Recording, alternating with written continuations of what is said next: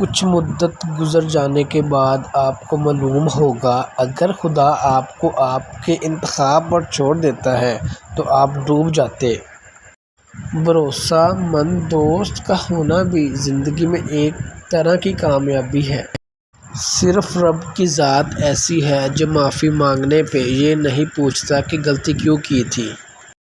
کائنات میں کوئی کسی کا اتنی شدت سے انتظار نہیں کرتا جتنا رب اپنے بندے کی توبہ کا انتظار کرتا ہے۔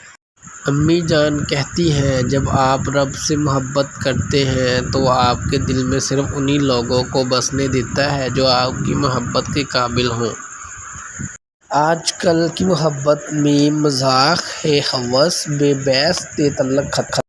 دل کا اچھا ہونے سے بہتر ہے زبان کا اچھا ہونا، کیونکہ لوگوں کا واسطہ سب سے پہلے آپ کی زبان سے پڑتا ہے۔ دل تک تو کچھ لوگ ہی پہنچتے ہیں۔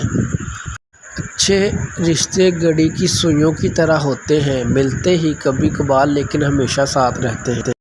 حضرت علی نے ارشاد فرمایا اللہ تعالیٰ کبھی دو مخلص لوگوں کو جدا نہیں کرتا، جدا تب کرتا ہے جب دونوں میں سے کوئی ایک منافق ہو۔ اللہ کبھی مخلص کو منافق سے نہیں جوڑتا۔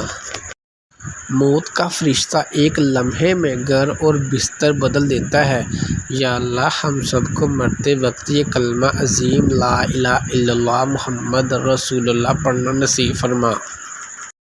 کبھی کبھی ہم غلط نہیں ہوتے، بس ہمارے پاس وہ الفاظ نہیں ہوتے جن سے ہم خود کو درست ثابت کر سکیں۔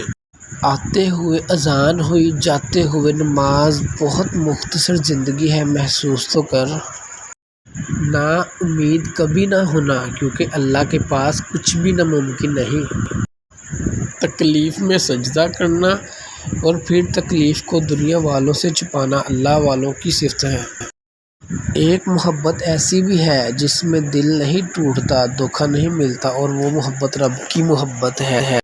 کسی نے پوچھا تم انہیں یاد کرتے ہی کیوں ہو جو تمہیں یاد ہی نہیں کرتے؟ تڑپ کر دل بولا رشتے نبھانے والے مقابلہ نہیں کرتے۔ اگر آپ ہمارے چینل پہ نیو ہیں تو سبسکرائب کرنا مت بھولیں۔ شکریہ۔